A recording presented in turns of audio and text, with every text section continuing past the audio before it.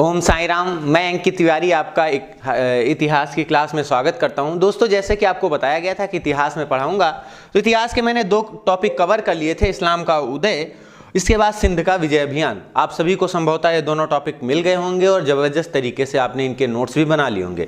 देखिए, क्लास पढ़ने का सबसे बेहतरीन तरीका यही है, क्योंकि अब आपको लिखाने का टाइम तो मेरे पास है नहीं और ना ही आपके पास है, क्योंकि बहुत कम समय में हमें बहुत सारी चीज़ों को समझना भी है और याद भी करना है। तो इसलिए आपको मेरे साथ एक तरह से चलना होगा। जैसे मैं कदम बढ़ाता जाऊँ वैसे ही आप भी उन चीज़ों को कदम ताल करते हुए लिख लेंगे।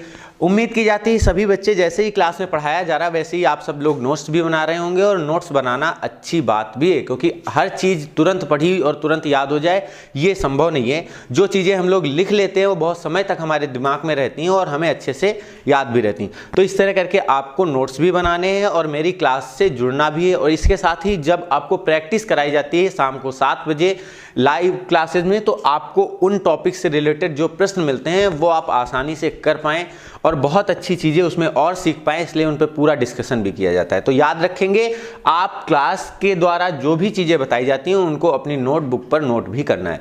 फिर इसके बाद में आज हमारा अगला टॉपिक था, मैंने बताया था एक एक टॉपिक को हम एक एक क्लास में कवर करेंगे। इस क्लास में आपको देखना है भारत पर तुर्कों का आक्रमण, क्योंकि अभी तक आपने इस्लाम का उदय और सिंध पर अरब आक्रमणकारियों का जो प्रभाव रहा वो देखा है। अब आपके सामने है तुर्क आक्रमण। ये तुर्क आक्रमण क्या थे जरा समझ लीजिएगा। पहले तो समझना है कि ये तुर्क कौन थे, तुर्कों को समझने के बाद इनके आक्रमण क्या थे उनको समझना है। जरा गौर से समझिएगा, तुर्क जो होते थे ये वास्तव में चीन के उत्तरी पश्चिमी क्षेत्र के निवासी होते थे।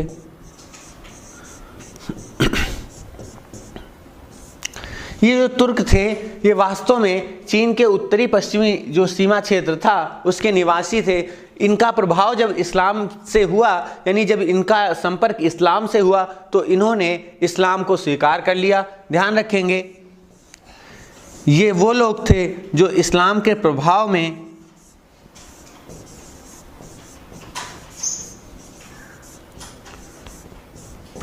आए।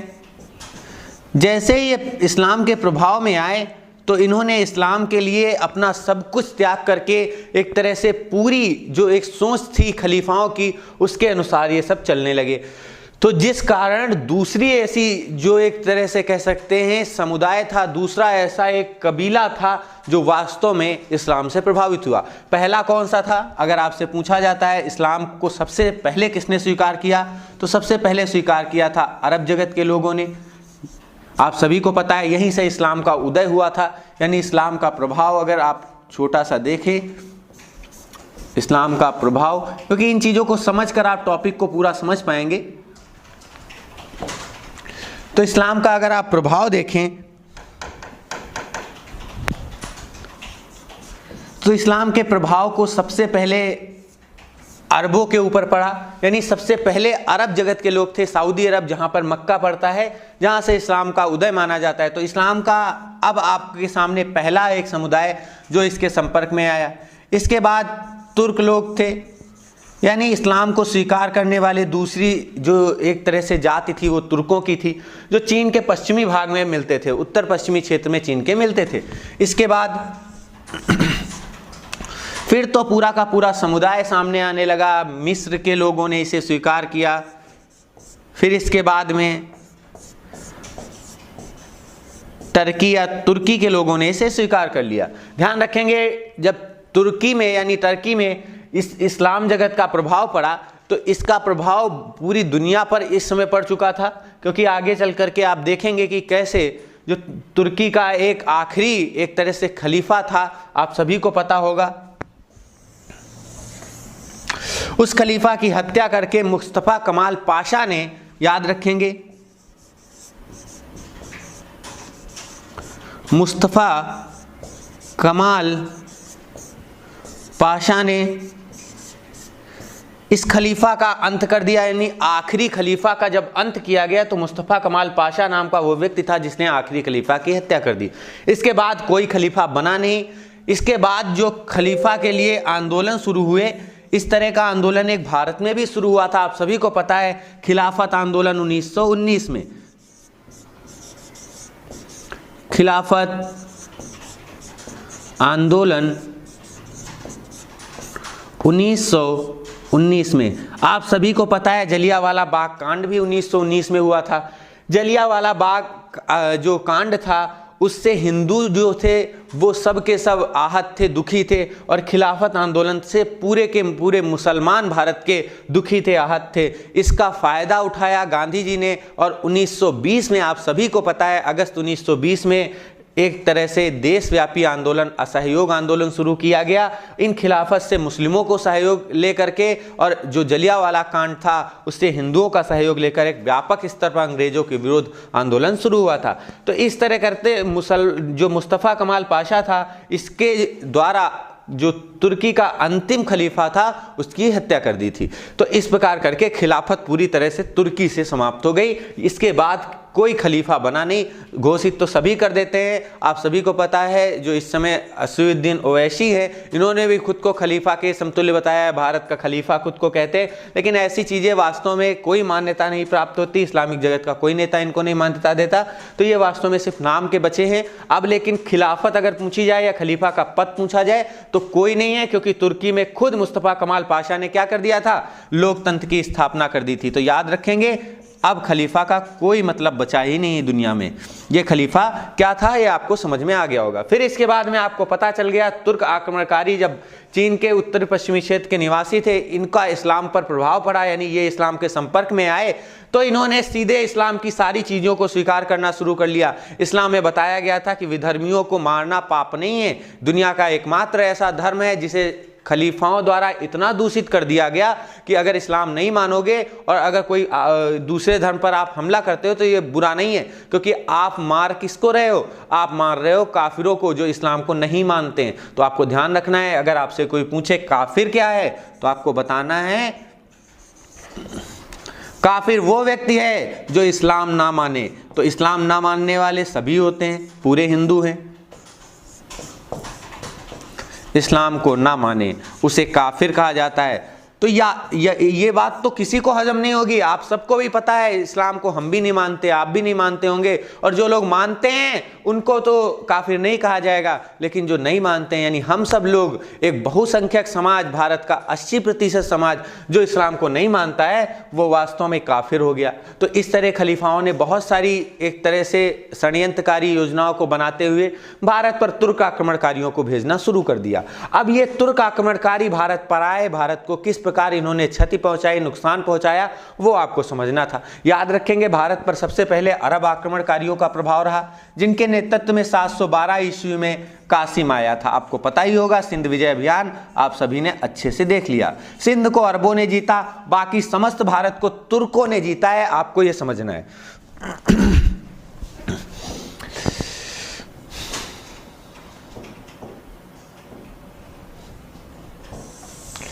जरा समझेंगे कैसे तुर्कों ने समस्त भारत को जीता, तो वो आपको अब समझना है।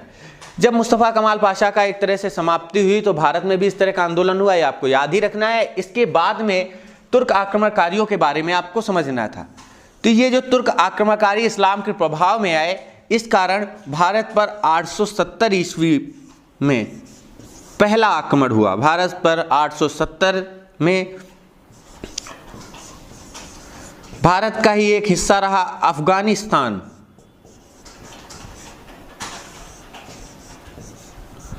पर आक्रमण हुआ, और इसे तुर्क आक्रमणकारियों ने क्या कर लिया, जीत लिया। याद रखेंगे जीता किसने, तुर्कों ने। तुर्कों ने अफगानिस्तान को जब जीत लिया तो इसके बारे में आपको पहले ही बताया गया था कि जब सिंध का विजय अभियान किया गया था 712 ईस्वी में, तो मुल्तान और उच्छ का क्षेत्र जो वर्तमान पाकिस्तान का हिस्सा पड़ता है वो जीत लिया गया था। लेकिन इस बार क्या हुआ, इस बार अफगानिस्तान का एक हिस्सा जो इस्लाम के प्रभाव में आ गया और जिसे जीता किसने? तुर्कों ने। इसके बाद क्या, फिर तुर्कों का मनोबल बढ़ता गया, मनोबल बढ़ता गया, इतना मनोबल बढ़ गया कि इनके नेतृत्व में आगे चल करके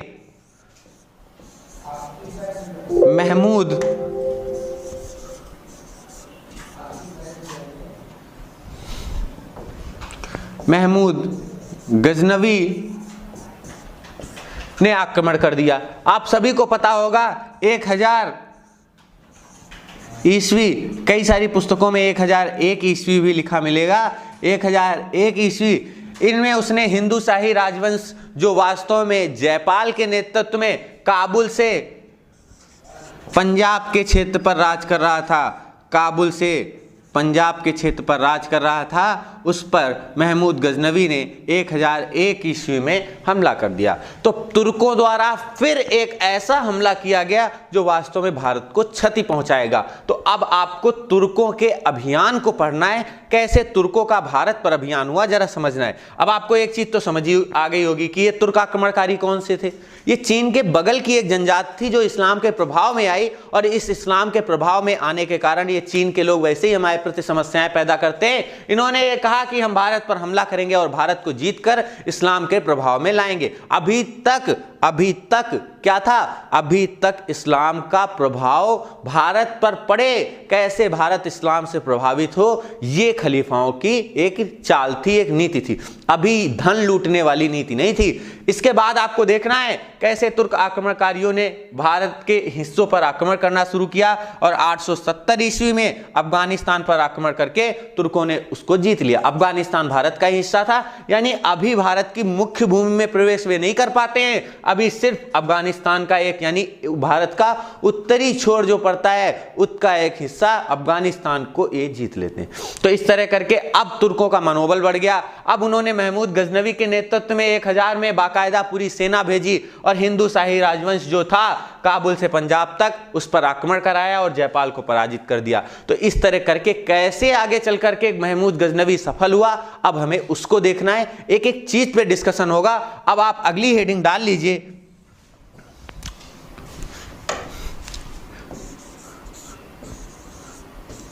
महमूद गजनवी। याद रखेंगे इसको हम 997 से लेकर के, याद रखेंगे 997 से लेकर के 1030 ईस्वी तक देखते हैं, यानी कुल 33 वर्षों तक इसको हम पढ़ेंगे।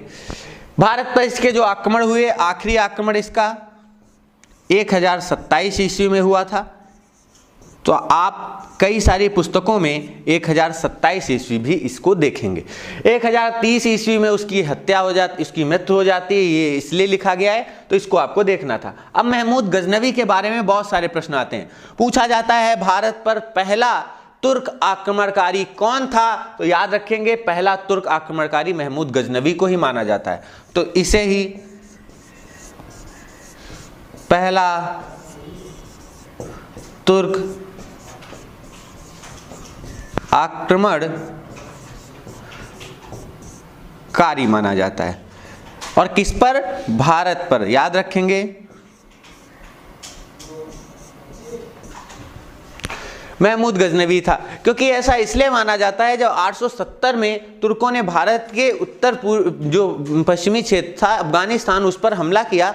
तो याद रखने वाली बात है उसमें एक आक्रमणकारी ने हमला नहीं किया था, यानी महमूद गजनवी जैसे किसी व्यक्ति के नेतृत्व में सेना नहीं भेजी गई थी। उसमें इस्लाम के ही मानने वाले कुछ फॉलोअर्स लोगों ने एक विद्रोह कर दिया था अफगानिस्तान के क्षेत्र में, और वो क्षेत्र अफगानिस्तान का जो अब वास्तव में किसके प्रभाव में आ गया था? इस्लाम के प्रभाव में आ गया था। तो याद रखेंगे उसको किसी ने जीता नहीं था, वो एक ऐसा क्षेत्र था जो वास्तव में इस्लाम के प्रभाव में आया था। लेकिन ये महमूद गजनवी है जिसके नेतृत्व में एक विशाल सेना भेजी गई और कहा गया तुम भारत को जाकर के जीतो। इसके विजय अभियान में आप देखेंगे कैसे इसने भारत को जीता। लेकिन इसके पहले इसका कुछ बैकग्राउंड समझ लेते हैं।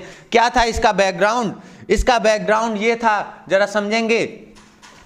जब अफगानिस्तान का क्षेत्र जो इस्लाम के प्रभाव में आया था, उसी जगह एक जगह पड़ती है, कौन सी? गजनी। याद रखेंगे जब अफगानिस्तान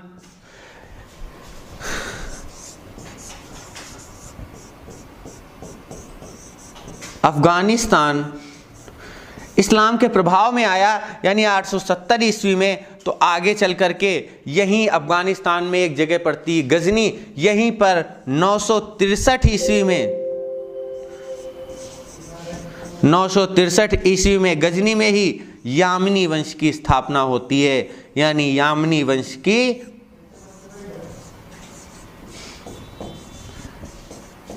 स्थापना होती है। अब जरा सोचेंगे, डायरेक्ट तो स्थापना हो नहीं गई होगी, क्यों नहीं हुई होगी? क्योंकि आप सभी जानते हैं कोई टपक के तो आ नहीं जाता सीधे स्थापना कर दी, ऐसा नहीं होता। अफगानिस्तान जब इस्लाम के प्रभाव में आया, इसके बाद यहीं पर गजनी में एक जगह पड़ती है जिसको आप जानते हैं, अफगानिस्तान में गजनी, 963 ईस्वी में यामनी वंश की स्थापना होती है। और इसकी स्थापना किसने की थी? इसकी स्थापना की थी, आपको याद रखना है, इसकी स्थापना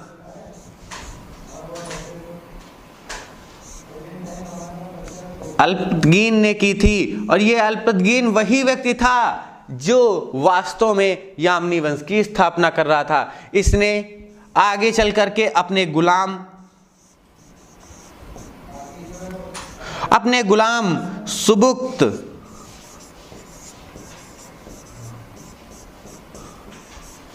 सुबुक्तगीन को वो जिम्मेदारी दे दी, कहने लगा अब तुम गद्दी को संभालो। याद रखेंगे अल्पतगीन ने अपनी एक पुत्री का विवाह भी सुबुक्तगीन से किया था, जिस कारण ये उसका दामाद भी बन जाता है सुबुक्तगीन। और इसी सुबुक्तगीन का ही पुत्र आगे चल करके, याद रखेंगे सुबुक्तगीन का पुत्र कौन था? ये था महमूद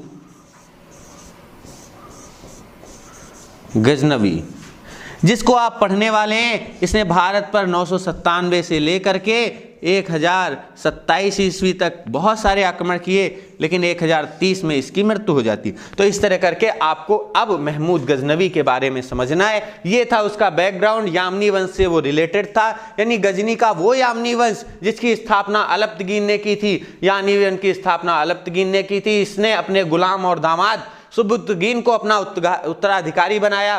सुबुक्तगीन के बाद उसका पुत्र महमूद गजनवी जब गद्दी पर बैठा तो उसने क्या किया? उसको अब समझना है। हेडिंग डाल लेंगे एक बड़ी रंगबाज सी, और बहुत ही अच्छे तरीके से समझेंगे कि क्या किया था वास्तव में महमूद गजनवी ने।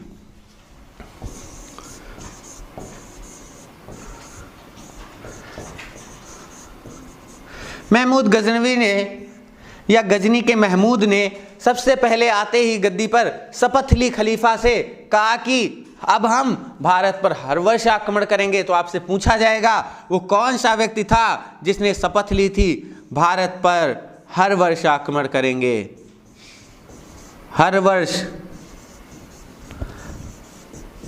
आक्रमण की शपथ ली उसने और कहा कि हम अब भारत पर हर वर्ष आक्रमण करेंगे। इस समय अगर आप देखें तो खिलाफत जो थी वो बगदाद के खलीफा के पास थी। याद रखेंगे बगदाद का खलीफा था जिससे उसने ये शपथ ली थी। खलीफा ने कहा बिल्कुल सही है, तुम जाओ और भारत को जीतो, और अगर तुम जीतकर जितना भी धन लाओगे उसका 80% तो तुम्हें ही मिलेगा, यानी तुम्हारी सेनाओं को ही मिलेगा। बस 20% ही तो हमें मिलता है, क्योंकि आप सबको बताया गया था जो खुम्स होता था उसका जो बंटवारा होता था 2 हिस्सों में हो जाता था। 20% जो होता था वो खलीफा को मिल जाता था, और आपको बताया गया था कि ये 20% खलीफा को, 80% खुद सेना में बढ़ जाता था। तो सेना में जब 80% धन बढ़ गया, यानी उस आक्रमणकारी को 80% धन मिल गया जिसने ये आक्रमण किया, तो कौन नहीं चाहेगा। अब तो उसे मान्यता भी मिल गई खलीफा से। खलीफा ने खुद परमिशन दे दी कि तुम जाओ भारत पर आक्रमण करो, भारत को जीतो। बिना किसी कारण के वो भारत पर आक्रमण करना शुरू करता है। इसका प्रारंभिक आक्रमण जो हुआ वो किसके समक्ष हुआ? याद रखेंगे आक्रमण इसने 997 ईस्वी से करने शुरू कर दिए थे, यानी महमूद गजनवी के आक्रमण 997 से शुरू हो गए। लेकिन इसका पहला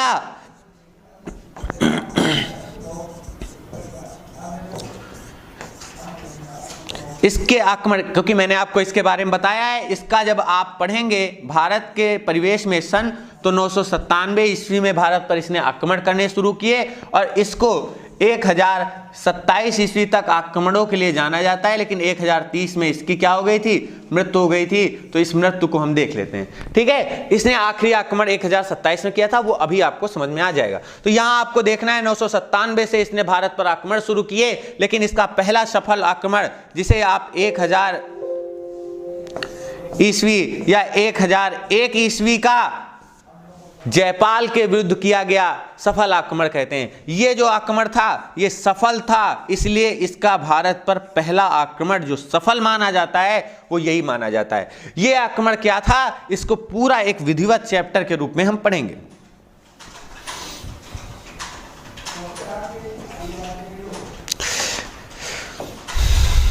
देखिए जरा,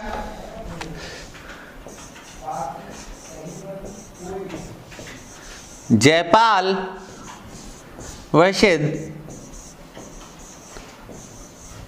महमूद गजनवी, इसके बीच में सीधा आक्रमण जब हुआ, ये आक्रमण जो था, ये लड़ाई जो थी वो वहिंद की लड़ाई मानी जाती है। वहिंद की लड़ाई, ये जो वहिंद की लड़ाई थी इसको इतिहास में 1000 ईस्वी या 1001 ईस्वी की लड़ाई भी कहा जाता है। इस लड़ाई को समझने के लिए जैसा समझ लीजिएगा, जयपाल की जो राजधानी थी वो वहिंद थी, राजधानी इसकी वहिंद थी। इस राजधानी पर महमूद गजनवी ने आक्रमण कर दिया। 1000 ईस्वी में जब इसका आक्रमण हुआ तो वास्तव में जयपाल एक हिंदू शाही राजवंश से संबंधित थे। इनका अगर वंश पूछा जाता है, क्योंकि पेपर में कई बार पूछा गया है, तो याद भी रखना है, हिंदू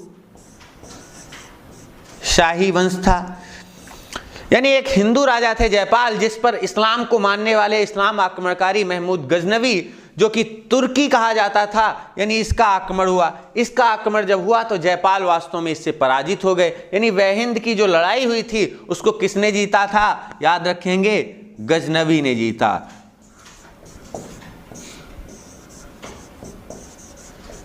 गजनवी ने जीता। इस लड़ाई का परिणाम क्या था, परिणाम यह था कि गजनवी इस युद्ध को जीत जाता है। इस युद्ध को जीतने के बाद गजनवी की जो एक तरह से महत्वाकांक्षा थी वो बहुत सारी पूरी हो गई, क्योंकि अभी आपको पता था, आपको बताया गया था कि जो जयपाल का क्षेत्र पड़ता था, यानी इनका अगर आप शासन क्षेत्र देखें तो काबुल से लेकर के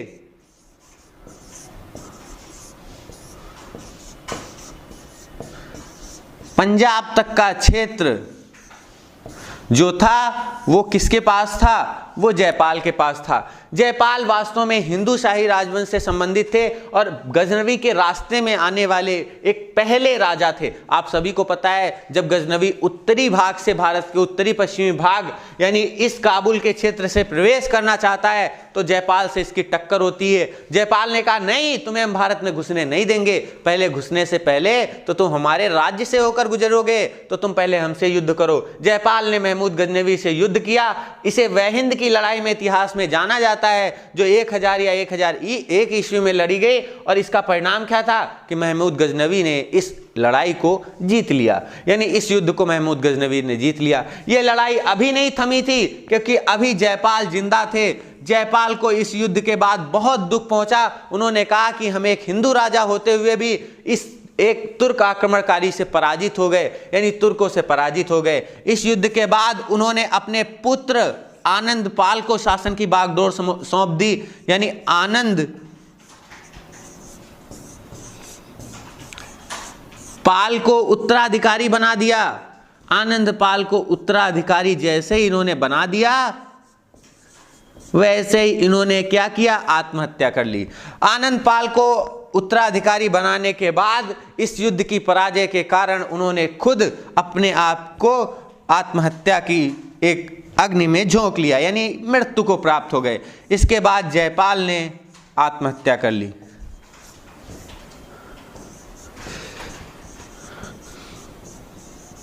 तो ये था पहला एक तरह से महमूद गजनवी का सफल अभियान। इसे इतिहास में वहिंद की लड़ाई के नाम से जाना जाता है।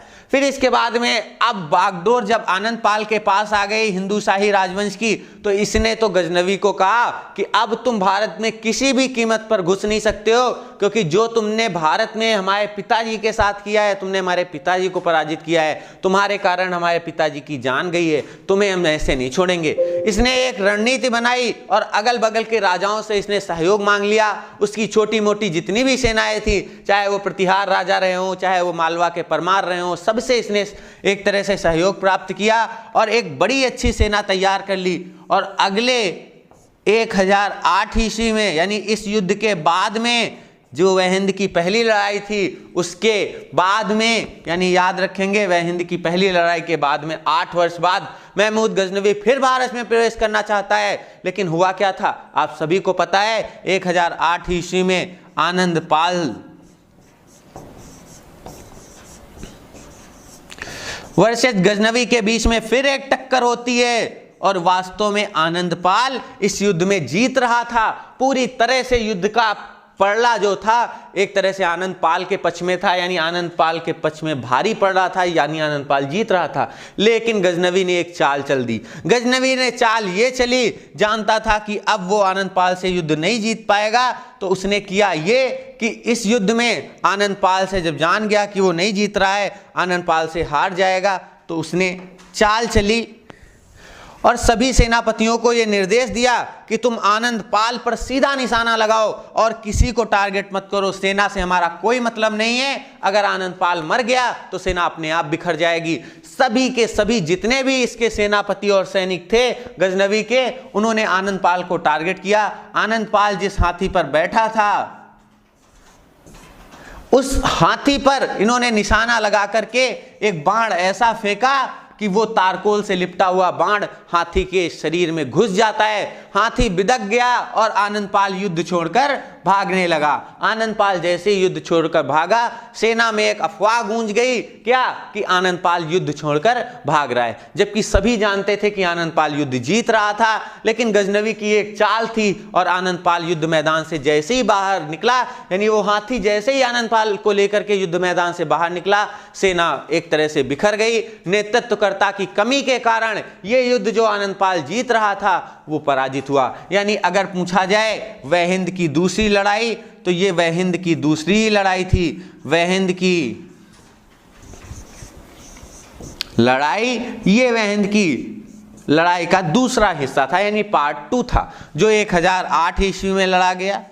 और ये युद्ध भी किसने जीता था? ये युद्ध भी गजनवी ने जीत लिया था। अब गजनवी के पास, यानी उत्तर भारत का एक बड़ा हिस्सा जो काबुल से लेकर के जो आपको बताया गया था पंजाब का क्षेत्र है, वो अब गजनवी के पास आ गया। अब गजनवी को कोई दिक्कत नहीं थी, क्योंकि अब वो भारत की एक मुख्य भूमि में प्रवेश कर चुका था। पंजाब का क्षेत्र उसके पास जैसे ही आया, उसने अपनी पूरी की पूरी एक तरह से रणनीति ही बदल ली। उसने भारत के कई हिस्सों को जीतने का भरसक प्रयास किया, लेकिन कई सारे कारण उसके रहे जिस कारण वो जीत नहीं सका। लेकिन इसके आक्रमण अभी नहीं थमे। 1008 ईस्वी के बाद उसने आगे चल करके, ये था हिंदू शाही राजवंश के खिलाफ उसका आक्रमण। इसको आप सबने समझ लिया होगा संभवतः, क्योंकि ये उसकी पहली लड़ाई थी जो जयपाल के विरुद्ध लड़ी गई थी। इसके बाद में दूसरी लड़ाई जो वहिंद की थी, वो उसके पुत्र जयपाल के, यानी पुत्र आनंद पाल के विरुद्ध लड़ी गई थी। इसके बाद आपको ध्यान से देखना है, इसके बाद गजनवी ने यही सब कुछ नहीं खत्म कर दिया। उसने 1009 ईस्वी में कांगड़ा, आप सभी ने सुना होगा नाम, ये हिमाचल प्रदेश में पड़ता है। हिमाचल प्रदेश में पड़ता है। यहाँ का एक प्रसिद्ध मंदिर जिसे नगर कोट का मंदिर कहा जाता है, नगर कोट के मंदिर पर उसने हमला कर दिया। गजनवी का 1009 में कांगड़ा के नगर कोट मंदिर पर हमला हुआ। कहा जाता है ये जो मंदिर है ये ज्वाला देवी का मंदिर कहा जाता था, आप सभी को पता होगा। यहाँ पर हिमाचल प्रदेश में एक ज्वाला देवी का बहुत प्रसिद्ध मंदिर है, आप सभी को बताया गया है। यहाँ पर हमेशा ज्योति जो है वो जलती रहती है। आक्रमण किया गया, ये मंदिर पूरी तरह से ध्वस्त कर दिया गया। आगे चल करके कहा गया यहीं कांगड़ा से, यानी नगरकोट से उसे एक ऐसा भवन मिला था, यानी चांदी का घर मिल गया। यहीं से चांदी का घर मिला और इस घर की जो एक तरह से लंबाई थी वो 30 फीट थी और इसकी जो चौड़ाई भी थी ना वो भी 30 फीट ही थी। तो इस तरह करके एक बहुत अच्छा प्रश्न यहाँ से निकला कि महमूद गजनवी को कहाँ से चांदी का घर। तो यहाँ आपको याद रखने वाली चीज है कि महमूद गजनवी को कहाँ से चांदी का घर मिला है। तो याद रखेंगे महमूद गजनवी को नगरकोट से, जो कांगड़ा में पड़ता है, वहीं से चांदी का घर मिला है। तो इस तरह करके आपको ये याद रखना था। तो ये था उसका नगरकोट का कांगड़ा मंदिर पर किया गया अभियान। इसके बाद उसका अभियान यही नहीं थमा, उसने 1000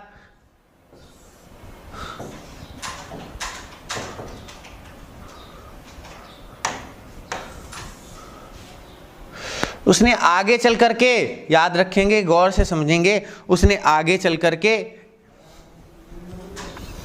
1018 ईस्वी में कन्नौज पर आक्रमण कर दिया और कन्नौज को भी एक तरह से नेस्तना नाबूद कर दिया। यहाँ के जितने आसपास के मंदिर थे, चाहे वो मथुरा का मंदिर रहा हो, उसको भी इसने नष्ट कर दिया। साथ ही साथ इसने आस पड़ोस के जितने भी मंदिर मिले सबको इसने नष्ट किया। कन्नौज की पूरी सांस्कृतिक जो विरासत थी वो 1018 में गजनवी द्वारा नष्ट कर दी गई। इसके बाद इसका सबसे प्रसिद्ध आक्रमण 1025 ईस्वी में सोमनाथ पर हुआ। आप सभी को इसको समझना है बहुत डीप से, क्योंकि इसमें प्रश्न भी बहुत डीप से आए हैं। याद रखेंगे सोमनाथ मंदिर पर इसने आक्रमण किया 1025 ईस्वी में। इस आक्रमण को आपको समझना है। यह आक्रमण इसका 16वां आक्रमण था। याद रखेंगे ये 16वां आक्रमण था महमूद गजनवी का। जब इसने सोमनाथ मंदिर पर आक्रमण किया तो इस समय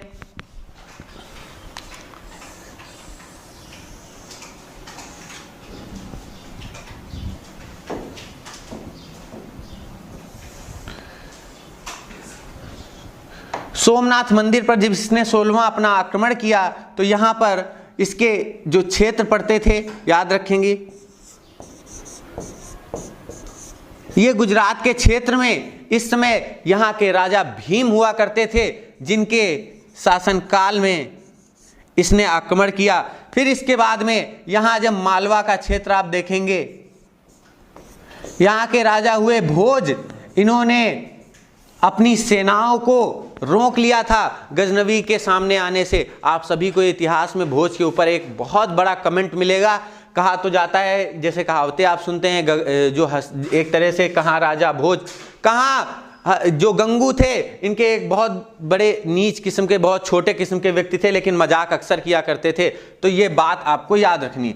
तो यहाँ पर ये वही भोज राजा हैं जिन्होंने जब गजनवी की सेना आ रही थी इस क्षेत्र से तो इन्होंने आने की अनुमति दे दी, क्योंकि ये जलते थे भीम से। और इन्होंने कहा कि तुम जाओ और भीम के क्षेत्र पर आक्रमण करो और बहुत सारा क्षेत्र उसका विनाश करो जा करके। तो भोज की सेनाओं ने इसका कोई भी प्रतिकार नहीं किया, यानी भोज की सेनाएं एक तरह से पीछे हटी रहीं और गजनवी को भारत पर आने का मौका दे दिया। लेकिन गजनवी ने भीम की सेनाओं से टक्कर नहीं ली, वो बढ़ गया आगे चल करके। यहाँ का जो एक तरह से समुद्र का किनारे क्षेत्र बसा हुआ एक मंदिर था, ये मंदिर वास्तव में सोमनाथ के मंदिर के नाम से जाना जाता था। ये वही सोमनाथ का मंदिर है जिसे चंद्रदेव ने स्थापित कराया था, यानी चंद्रमा ने स्थापित कराया था। आप सभी को समझ में आ रहा होगा कि ये भीम राजा इस समय गुजरात के हुआ करते थे और इन्होंने ही अपने शासन क्षेत्र में सोमनाथ मंदिर को बहुत भव्य तरीके से सजा रखा था। यहाँ पर बहुत सारे सोने के एक तरह से ऐसे घर मिले थे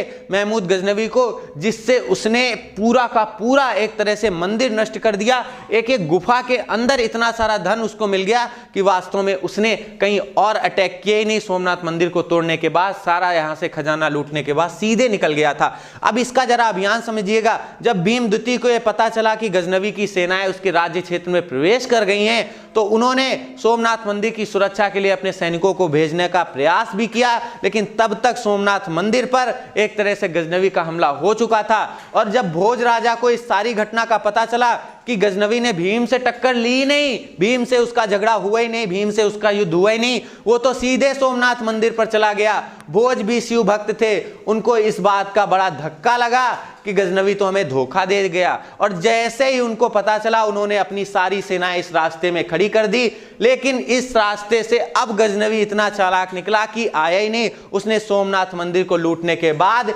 सीधे इस रास्ते से वापसी कर ली। यहां पर जब आया तो यहां पर इसका प्रतिकार जाटों ने किया था, जो वास्तव में लाहौर के क्षेत्र में पड़ते थे। इस लाहौर के क्षेत्र के जब जाटों ने इसका प्रतिकार किया तो वास्तव में यानी इससे टक्कर लेने की कोशिश किसने की? जाटों ने की। लेकिन गजनवी यहां इनसे उलझा ही नहीं, उसने जान बचाकर अपना सोना चांदी लेकर के कहां निकल गया? सीधे अपने क्षेत्र गजनी पहुंच गया। और वहां जब उसने अपना सारा खजाना एक तरह से सुरक्षित कर लिया, तब आगे आकर के वापस 1027 ईस्वी में, याद रखेंगे 1027 ईस्वी में उसने जाटों के विरुद्ध आखिरी और 17वां आक्रमण किया था। ये 17वां जो आक्रमण था ना, ये आखिरी में उन्हीं जाटों के विरुद्ध था जो सोमनाथ मंदिर के धन को लूटकर जाते वक्त गजनवी के सामने में खड़े हो गए थे।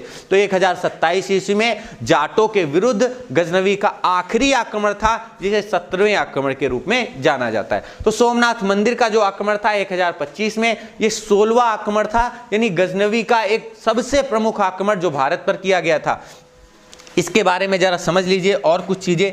सोमनाथ मंदिर के बारे में कहा जाता है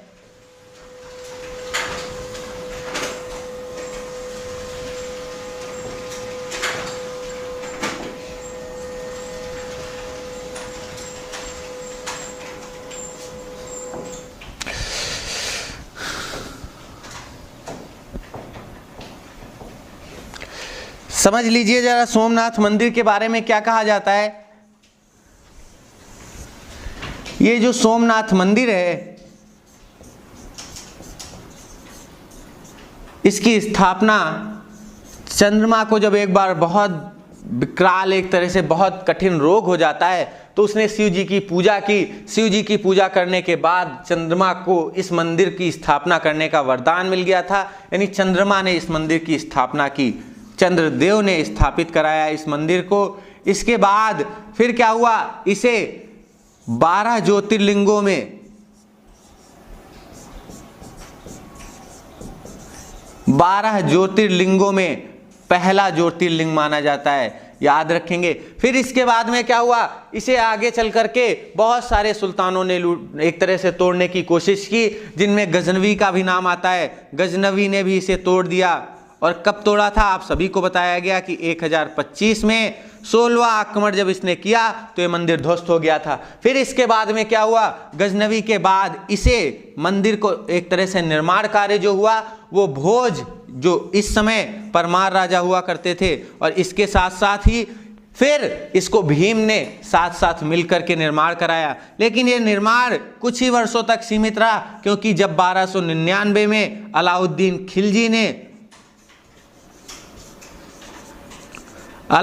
खिलजी ने आक्रमण किया, इस मंदिर को नष्ट कर दिया। इस समय यहाँ के राजा कर्ण हुआ करते थे। जब आप अलाउद्दीन का अभियान पढ़ेंगे तो उसमें देखेंगे 1299 में कर्ण के विरुद्ध अभियान किया अलाउद्दीन ने और सोमनाथ मंदिर को नष्ट कर दिया। इसके बाद इसका निर्माण कुछ साधुओं ने कराया, लेकिन आगे चल करके कोई महत्वपूर्ण इसकी उपलब्धि ज़्यादा बची नहीं। कुछ समय तक एक गुमनामी में दबा रहा, लेकिन फिर भी इसके अंदर इतना खजाना था कि 1706 में औरंगजेब ने इस मंदिर का निर्माण कराया था। जरा देखेंगे एक बार,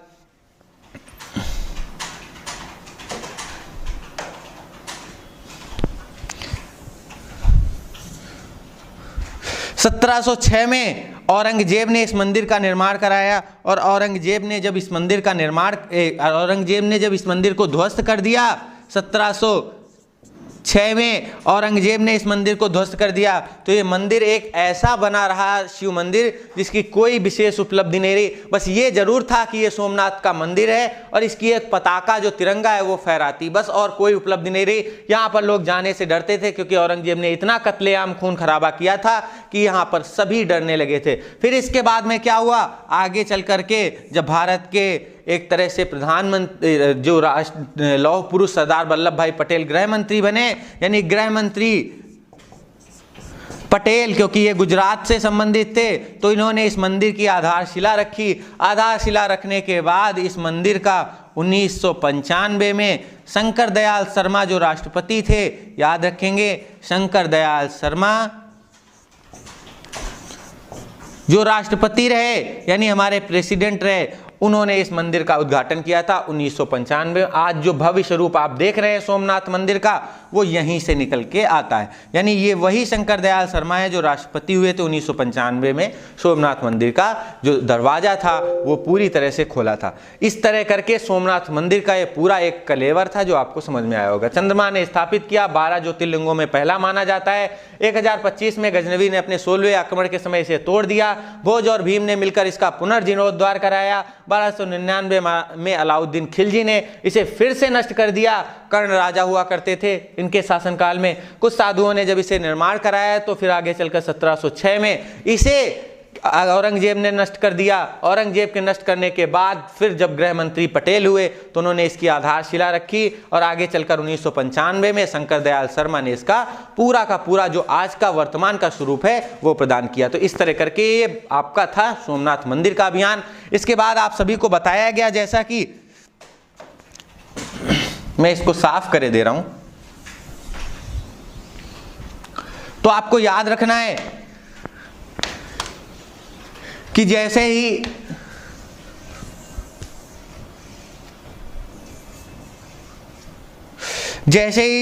आगे चल करके गजनवी का आखिरी आक्रमण होता है, क्योंकि जो जाट थे उन्होंने सोमनाथ मंदिर से धन लूटते समय गजनवी को रोका था, उनके विरुद्ध इसने एक अभियान कर दिया।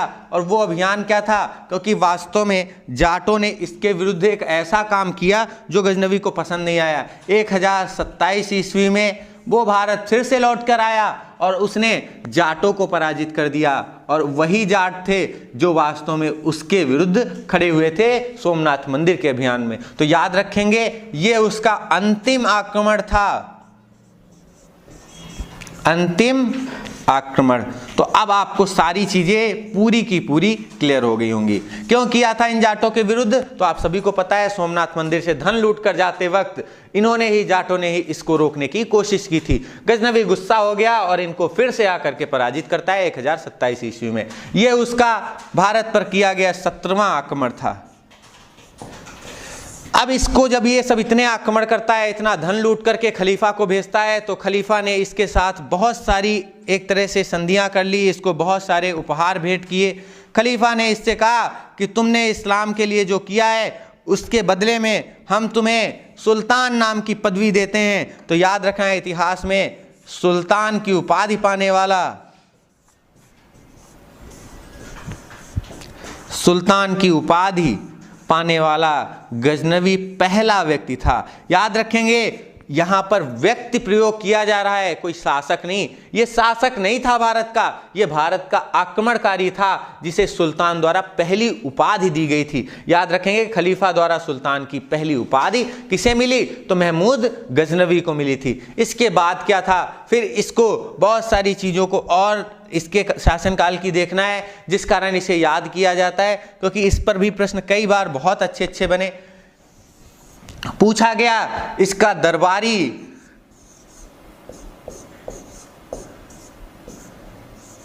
इतिहासकार कौन था।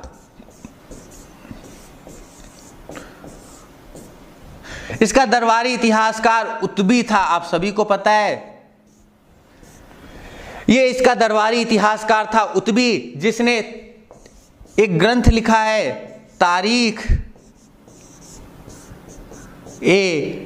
यामनी। याद रखेंगे, यामनी वंश पर लिखी गई ये पुस्तक थी जो वास्तव में भारत के बारे में कई सारे विवरण देती। लेकिन ये पुस्तक जब उतबी ने लिखी तो ये पुस्तक वो गजनी में रहकर लिखता है, ये भारत में रहकर नहीं लिखता है। तो इस कारण इसके कई सारे विवरण एक तरह से अफवाहपूर्ण माने जाते हैं। लेकिन याद रखेंगे, तारीख यामनी उतबी द्वारा लिखी गई, जो गजनवी का दरबारी इतिहासकार था। तो याद रखेंगे, गजनवी का दरबारी इतिहासकार जो उतबी था, उसने गजनी में रहते हुए तारीख यामनी की रचना की थी। फिर इसके बाद में इसी के शासनकाल में ही दूसरा एक और था लेखक जिसका नाम फिरदौसी था। फिरदौसी ने भी इसके बारे में लिखा है और वो शाहनामा नामक ग्रंथ में लिखता है कि जो गौरी है ना, गजनवी है ना, ये वास्तव में बहुत लालची किस्म का व्यक्ति है। इसने मेरी रुमाइयों का धन भी मुझे नहीं दिया। आप याद रखेंगे रुमाइयाँ बहुत अच्छी, जैसे कव्वालियाँ होती हैं, जैसे आप सभी सुनते हैं, ये सभी जो गज़लें होती हैं उसी तरह रुमाइयाँ भी होती हैं, बड़ी प्रिय होती हैं, सुनने में अच्छी लगती हैं। उसी तरह की जब रुमाइयाँ शाहनामा में लिखी गई थी फिरदौसी द्वारा, तो उसका धन जो था गजनवी नहीं देता है। और आगे चल करके जब शाहनामा का लेखक फिरदौसी मर जाता है तो वो जब रुमाइयाँ गजनवी ने पढ़ी तो उसके लिए उसने पैसा भिजवाया, लेकिन तब तक फिरदौसी की मृत्यु हो चुकी थी और फिर मृत्यु होने के कारण उसके परिवारीजनों को वो धन नहीं देता है, वापस ले आता है। तो इस तरह करके ये शाहनामा का लेखक फिरदौसी था जो इसके शासनकाल से ही संबंधित था। तो इस तरह करके आपको इसके लेखन शैली के बारे में भी समझना था। मिन्हाजुद्दीन सिराज ने भी इसके शासनकाल के बारे में कुछ चीज़ें उल्लेखित की हैं, लेकिन वो अनुवादित ग्रंथ है, ये आपको याद रखना है।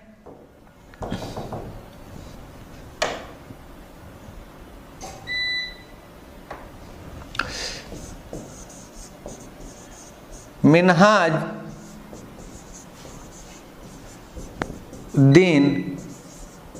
सिराज, इसने एक ग्रंथ लिखा है तबकात ए नासरी। इसमें भी उसने कुछ घटनाओं का वर्णन किया है जो गजनवी के समय की हैं, लेकिन ये सारी घटनाएं अनुवादित ग्रंथ की हैं, इसलिए इनकी ज़्यादा एक तरह से मान्यता नहीं है। आपको उतबी के ग्रंथ को याद रखना है, जो वास्तव में फिरदौसी के द्वारा दूसरा एक ग्रंथ लिखा गया शाहनामा, उसको भी आपको याद रखना है। उतबी ने तारीख यामनी की रचना की है, इसको भी आपको ध्यान रखना है। तो ये तीन ग्रंथ आपको इस शासनकाल के बारे में विधिवत चर्चा करते हुए दिखाएंगे। अब आपको इसके शासनकाल के ही एक बहुत ही अच्छे उम्दा लेखक के बारे में भी समझ लेना चाहिए। वो वास्तव में जिस लेखक की मैं बात कर रहा हूं वो है अल-बरूनी। मैंने इसका नाम रोक रखा था क्योंकि इसके विवरण हम देखते हैं।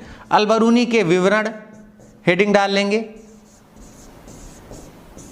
इसके शासनकाल के बारे में, गजनवी के शासनकाल के बारे में अल-बरूनी बहुत विधिवत विवरण देता है, क्योंकि जो व्यक्ति धार्मिक, सामाजिक, आर्थिक हर पहलू पर विवरण दे वही सबसे अच्छा माना जाता है। उतबी के जो विवरण हैं वो गजनी में बैठकर लिखे गए, लेकिन मानते हैं कि उसका दरबारी इतिहासकार था महमूद का, तो हम उसके विवरण को देख लेते हैं। फिर इसके बाद में हम फिरदौसी को भी देख लेते हैं, क्योंकि उसने शाहनामा में कुछ रुमाइयाँ ऐसी लिखी हैं जो गजनवी के शासनकाल में भारत का वर्णन करती हैं। इसके बाद मिन्हाजुद्दीन सिराज ने तबकात नासरी में कुछ ऐसे वर्णन किए हैं जो वास्तव में इसी अभियान से जुड़े हुए हैं। इसके बाद में अल-बरूनी के विवरण पूरी तरह से इसी के शासनकाल पर भारत के विषय में लिखे गए। याद रखेंगे, भारत के विषय में सारे विवरण हैं इसके, अल-बरूनी के भारत के विषय में।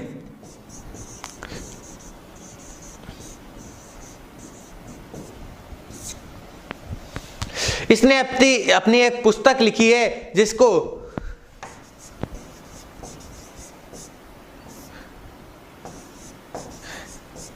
तहकीकात ए हिंद, या इसके बाद इसी को ही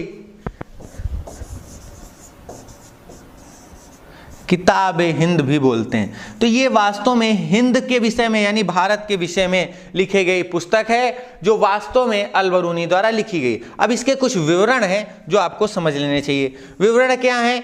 इसने पहली बार बताया अल-बरूनी ने कि क्या है वास्तव में भारत, और भारत के क्या हैं इसके एक तरह से जो विवरण, उसको जरा समझिए। इसके विषय में अल-बरूनी ने बताया कि जो भारत है, इधर समझ लीजिए, इस तहकीकात उल हिंद या किताब उल हिंद नामक पुस्तक में उसने बताया कि इस विषय में, भारत के विषय में जो इसके विवरण हैं वो क्या है, जरा समझिए। भारतीयों का मानना है कि उनके देश से अच्छा देश नहीं, उनके राजा से अच्छा राजा नहीं, और उनके धर्म से अच्छा धर्म नहीं। ये जो प्रश्न है ये आईएएस में पूछा गया प्रश्न है, याद रखेंगे। भारतीयों का मानना था कि उनके देश से अच्छा देश नहीं, उनके राजा से अच्छा राजा नहीं, उनके धर्म से अच्छा धर्म नहीं। तो ये अल-बरूनी के विवरण है। दूसरी बात उसने बताई कि इस समय जाति प्रथा जो है ना वो चरम पर है। तो जाति प्रथा चरम पर है, ये उसने ही बताया। फिर इसके बाद में उसने कहा कि यहाँ पर 4 वर्णों का उल्लेख मिलता है जिनमें ब्राह्मण और क्षत्रियों को विशेषाधिकार है। तो ब्राह्मणों को विशेषाधिकार है ऐसा भी उसने बताया। ब्राह्मणों को विशेषाधिकार है। तो इस तरह करके अलबरूनी के जो विवरण है, अलबरूनी बहुत सारी अन्य चीजों पर भी बताता है कि दास प्रथा इस समय चरम पर थी। दास प्रथा के बारे में तो कहा भी जा सकता है, क्योंकि आगे चलकर आप दास वंश देखेंगे, दास प्रथा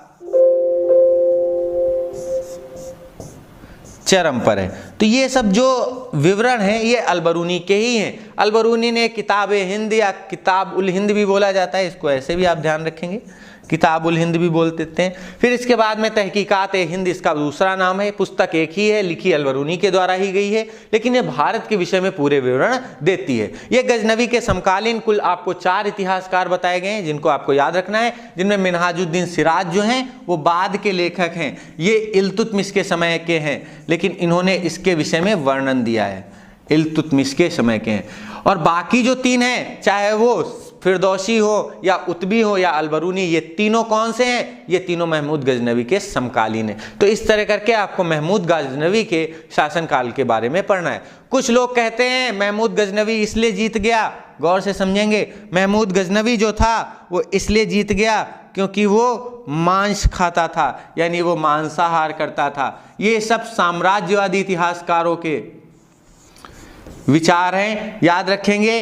अंग्रेजों ने क्या कहा है वो आपको देख लेना चाहिए, क्योंकि ये जब आप मेंस पढ़ेंगे तो उसमें आपको समझने में आसानी रहेगी। मांसाहार खाते हैं, भारतीय जो हैं वो मांसाहार नहीं खाते हैं, नहीं शाकाहार करते हैं। तो ये तथ्य तो सिरे से गलत हो जाता है कि मांसाहार खाने वाले लोग ज़्यादा शक्तिशाली होते हैं, शाकाहार करने वाले नहीं होते, क्योंकि आप सभी को पता है गुप्त साम्राज्य जब आप प्राचीन भारत में देखोगे तो वहाँ तो लहसुन प्याज तक नहीं खाते थे गुप्त राजा, फिर भी इतने प्रभावशाली रहे कि उनके नाम से एक तरह से साम्राज्य चलता था, उनके नाम का डंका बजता था। और इसी गुप्त काल को भारतीय इतिहास का हम लोग स्वर्ण युग भी कहते हैं। तो ये सब उपलब्धियां रहीं, ये सब कहने की बातें, अफवाहें होती हैं। आप सभी वर्तमान में देख रहे हैं कितने ऐसे क्रिकेटर होंगे जो शाकाहार को करते हैं और कभी भी वो इस तरह की शाकाहार करने के कारण कमजोर नहीं पाए जाते। इसी तरह कितने ऐसे आप सबको दिखेंगे एक तरह से मंत्री होंगे जो शाकाहार करते हैं और मांसाहार करने वालों से किसी भी कारण कम नहीं दिखते। यहाँ पर आपको बहुत सारी चीजें इस तरह की देखने को मिलेंगी। अंग्रेजों का काम ही था भारतीयों के इतिहास को नकारना, उन्होंने तो भारत के इतिहास को ही नहीं माना।